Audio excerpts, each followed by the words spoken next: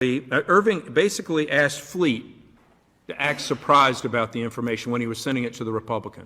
In other words, he knew the information before, but he was withholding it from the minority party.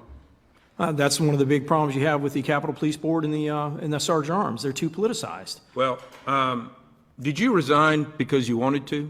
No, I didn't. I love the Capitol Police. I love the men and women. I personally believe you were a scapegoat. You were a scapegoat of conditions that were set forth where you could not succeed. What happened on January 6th was unforgivable, but the conditions were set forth by the former Speaker and a Sergeant-at-Arms for the conditions for that to occur. Absolutely. I don't care if the National Guard were out there. I don't care about optics. I care about safety. Absolutely.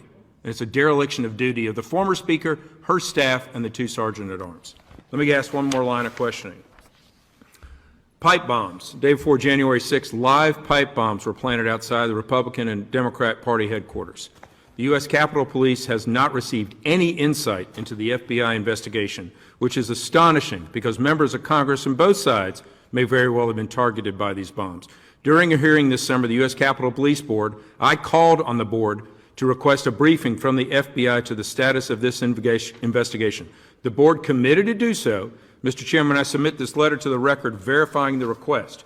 Chief Sund, before you resign, can you recall anything about the pipe bomb incident? Other than the time they were called out, us sending resources over to them and hearing both the RNC and the DNC. First one went out the RNC, and I was worried that that could be a distracting for us.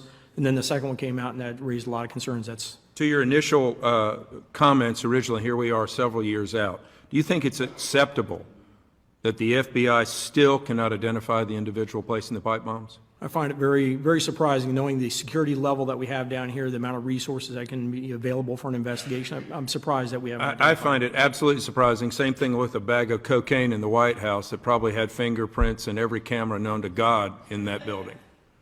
And so, again, I'll say what happened on January 6th was absolutely wrong, but the conditions set forth by the Speaker, her administration, and the two Sergeant-at-Arms and whoever was complicit with that absolutely allowed you to fail, and then members of Congress to be at risk of being injured.